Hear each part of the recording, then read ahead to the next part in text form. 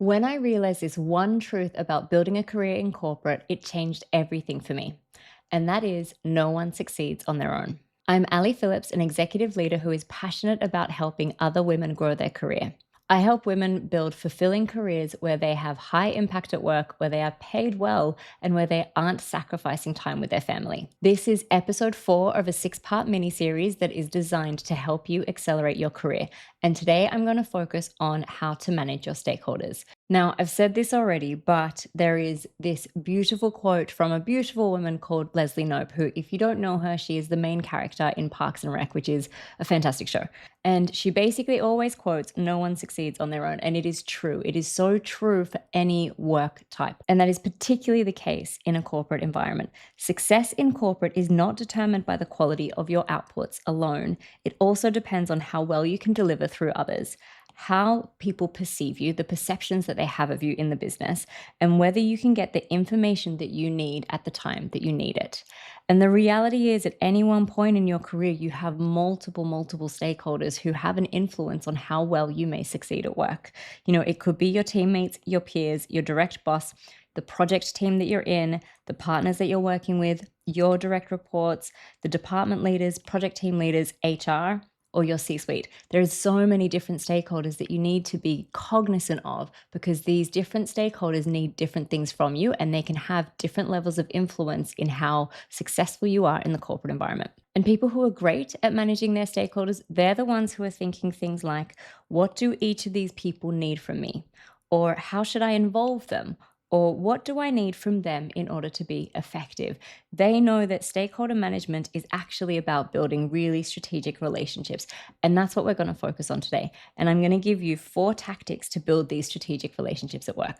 Now, before I do and ask, please like this video and subscribe to the channel. I'm not a huge YouTube expert, but as I understand it, the more people who do that, the more this content will get out there and the more women I can help. So please take 5 seconds and do that. Now, tactic number 1, it might be unexpected, but it is to be easy to work with.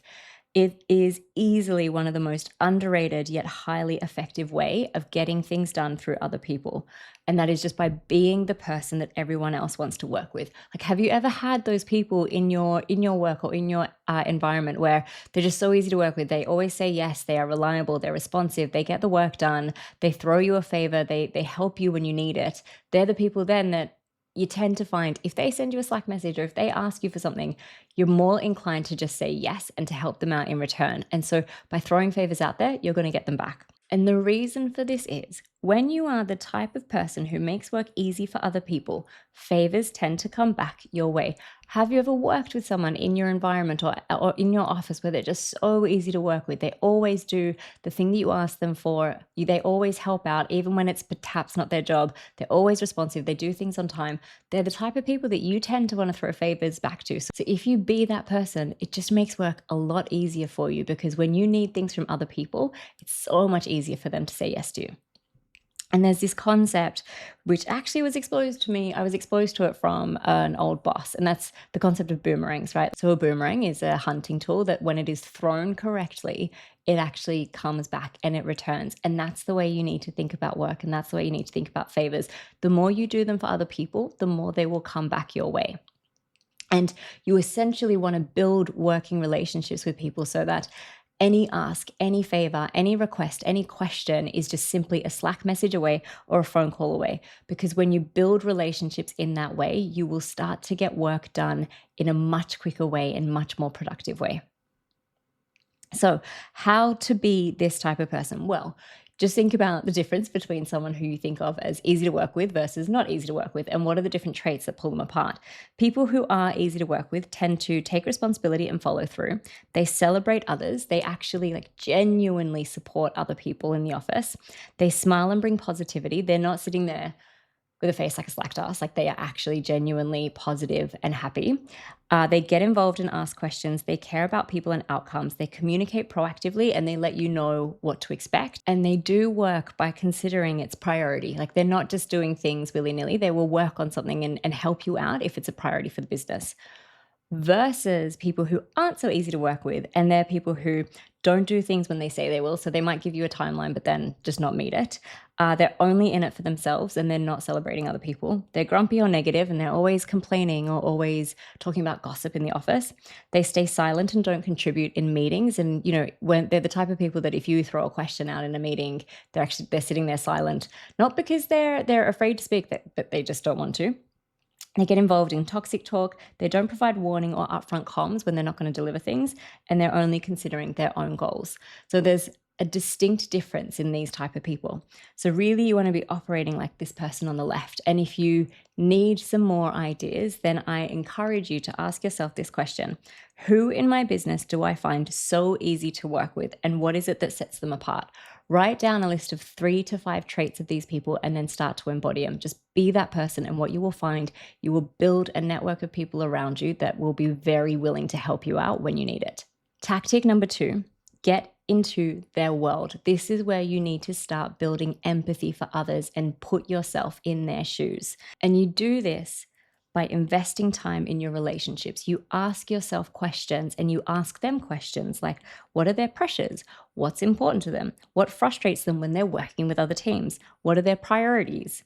You'd be surprised at how helpful this kind of insight can be if you just take the time to get to know it and learn about their world. I'll give you an example of what this was like for me. This was a few years ago now, maybe 6 or 7 years ago. I did a career change and I moved out of market research and strategy and I moved into a pretty commercial role in the business. It was the first time I was doing any role like this, and I moved into a senior manager of targeted promotions. This is me here. This is actually me on my legal wedding day. So I don't have loads of great photos of myself. So that's just one that I tend to recycle. Now, in order for me to do that job really well, I had a few core stakeholders who I was working really closely with. So there was the CRM team who were there to send out and communicate the promotions to different customers. There was the operations team who were actually setting them up and getting them out the door. And then there was the finance team who was making sure that I was on top of my budget. And in the industry that I was working in, because it was so competitive, not only was this lever really important, but decisions about this lever would change all the time and it would have flow-on effects to these different teams. And I remember when I moved into this area of the business, there was a little bit of tension between the value or promotions team and the CRM team. And so I sat down with each of my CRM stakeholders and I just took them for a coffee and I said, hey, help me understand your world. How can our teams work better together? What frustrates you? What are the things that piss you guys off? Or what are the things that make your job really hard? And what I found out was that when there were changes to plans, which inevitably there were almost on a weekly basis, when there were changes to plans, it wasn't the best experience for these guys, because what was happening for them is they would have to spend overtime most days or on a weekend building new campaigns to get these new offers out the door. And what was also happening was these changes were being communicated either A, last minute, or B, without any context, without any rationale as to why those changes were happening. And so in having these conversations and building that understanding and building an understanding for their world, I made a commitment to them to say, I can't promise no changes because they would happen all the time. But I did promise that when a change would occur, we would let them know with as much notice as possible. And we would let them know why that change was happening. And it was often due to competitor activity. And when we started to then shift our way of working with them and give them more context and give them a bit more time, they were much more willing to help. So how should you go about this? Well, first, you need to identify your stakeholders, like who are the ones that you rely on to succeed in your job.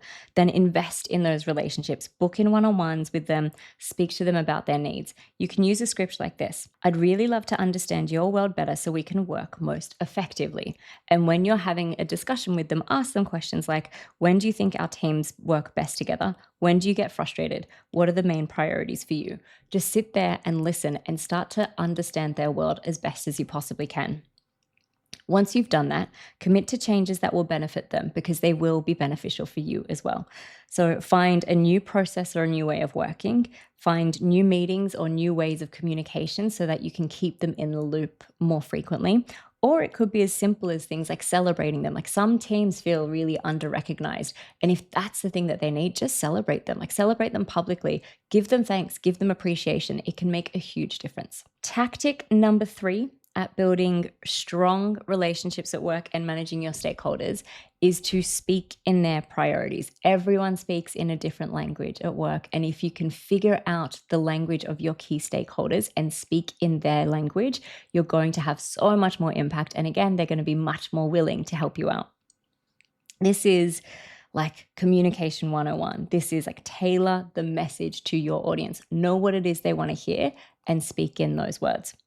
And what you need to realize is that each of your stakeholders needs something different from you. So this over here is what I call an onion chart. It's not what I call it. It's just, I think that's just what it is. It's called an onion chart.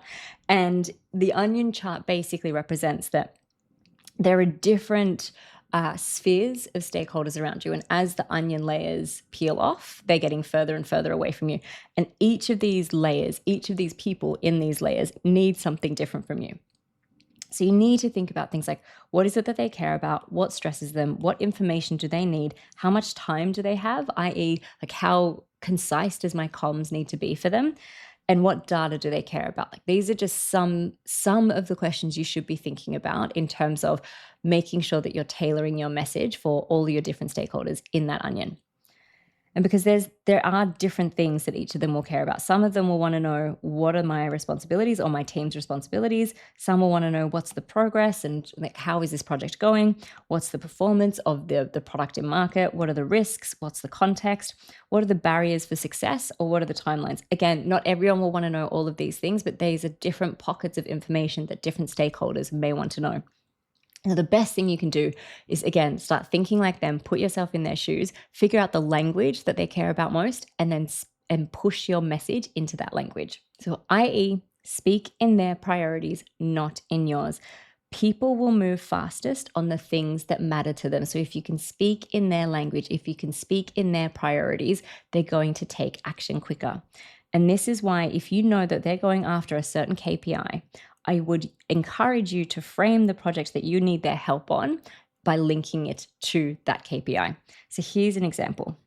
Let's say you're working with some kind of ops team and you know that they have a KPI where they are wanting to respond to customer feedback sooner and get the NPS score increased. So you could say something like, this will help us respond faster to customer feedback, which I know is a big focus for your team this quarter. Again, like I don't know what this actual activity is, but what's important is that you're framing it in what matters to them. Or another example is, this aligns directly to the revenue goal you're targeting. Getting this done means we can unlock the uplift sooner. These are just examples of how you can frame whatever activity that you need their support on in a way that is aligned to the priorities of that team.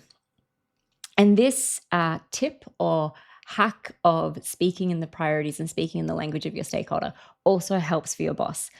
And here's two really different examples of how I've done this in the past. This first one here is when I was working at an agency and I wanted to assure the owner that I was in it for the long haul. And this is what I said to him, like, I want to be involved in the growth of this business, and expanding into strategy can help us. Growth of the business is what he cared about. I was very careful to make sure that I was framing some of the things that I wanted to drive in a benefit that he really cared about. Or another one, I had a boss who was like obsessed with competitors. And I knew that if I framed things in a language that he cared about, it would just increase the trust and help him know that I was reliable to get things done. So I would say things like, we have to act fast so we don't let competitors take the lead. Like I needed him to know that I was just as obsessed with competitors as he was. And tactic number 4 with stakeholder management is to over communicate. And women tend to not do this very well because we worry that communicating lots is seen as bragging. But actually, this is about alignment, not about overselling a point. Because here's the thing, you cannot assume that everyone else knows what's going on, what you're working on, or where progress is at. And actually, it's safer to assume that most of the time, they don't. They have no idea. Everyone is the hero of their own stories. Everyone's just thinking about their own world, not about your world. And remember, over communication is actually about over alignment. It's not about over explaining. It's not about one-upping and big-upping yourself. It's actually just about ensuring that people are aligned and people know what's going on. So some examples of how not to do it versus how to do it. Over communication is not long emails, excessive updates, justifying every decision and explaining like, oh, we did this because of X, Y, Z and A, B, C. It's also not going into the emotional labor in the effort, like, and banging on about how many meetings you've been in or how many workshops you've been in or how long things are taking. That's not important and that's not helpful. What over communicating is about is providing concise and relevant updates so that you reduce uncertainty, you make your progress visible in the work that you're leading, and you're also removing any stories or ambiguity that might be happening. When you don't communicate about where your progress is at or about a project or about what you're working on, people will make assumptions and you want to squash those assumptions as soon as you possibly can. So then, what should you focus on and how to do it when you are over communicating? So, in your communication about a project update or about progress, focus on things like the direction, the progress, risks and dependencies, and impact. You want to be talking about like what we're doing and why it's important, and also what we're not doing. Like here's what we're doing in this project, and here's what we're leaving out. You want to be focusing on things like what's done, what's next, and who's been involved, because you also want to celebrate the people who are in the team or celebrate the people who are involved. You want to give timelines. You want to help them understand their risks and dependencies by talking about things that could slow it down or where input or decisions are needed from different stakeholders. And when you're thinking about impact, that's when you're talking about the results that the work has had. If you're framing things in those categories and talking about those different points, it's going to be relevant information for your stakeholders. And now, in terms of how to do it, like this is nuanced and it will depend on the project. It will depend on the update. It depends on the type of communication that you're doing. But there are different ways that you can keep people across the work that is happening. You can do weekly or fortnightly concise but specific progress updates to stakeholder groups. So you could send an email with a templated report that just has like, here's the things that we were focusing on this week. Here's how we performed. Here's what's behind RAG status, red, amber, green. Are we on track? Like a really simple update that also visually shows people what's happened, what's next, and whether we are on track. Another thing you could do is just like send a quick note to your boss or your two up on progress or expectations. Like you can just send them an email saying, hey, just so you know, we're in market. We launched on Monday. So far, X thousand customers have taken part and I will give you a progress update next week. Like just send them a really quick 1 or 2 sentence email that helps them be across where that project is up to. Other ways that you can over communicate is just by like sending Slack messages to teams as soon as you know that priorities have changed. So this comes back to that CRM example from before. But if you are working with teams that you rely on and that will be impacted if things change, like send them a quick Slack note and be like, hey, I think things are about to change. I can confirm it with you tomorrow, but I just want to give you the heads up. Like that is over communication and people will thank you for it. And just to help you out, I've given you a script here for what a short note could look like. We're on track for the original deadline. Phase 1 is complete, phase 2 is underway, and the only risk is XYZ. If that slips, we may need a 2-day extension, and I'll flag this to you by Wednesday. Like that takes 5 minutes to write, but you're managing your stakeholders, particularly your senior stakeholders, so they know what's happened, what's about to happen, what the potential risks are, and when you're going to communicate to them next. Like it's just great stakeholder management. Now, that's all that I have today to cover in this topic, but there is loads more and loads more hacks and tips that you can start to employ in order to manage your stakeholders really well and start to drive your impact at work. If you are interested in finding out more, then I do run a career accelerator program for women. It's called Sage. And if you're interested, just DM me Sage on LinkedIn. Otherwise, follow this channel or follow me on LinkedIn where I do provide daily tips on how to grow at work. And stay tuned for next week's video where I'm going to give you some tips on how to build your brand at work.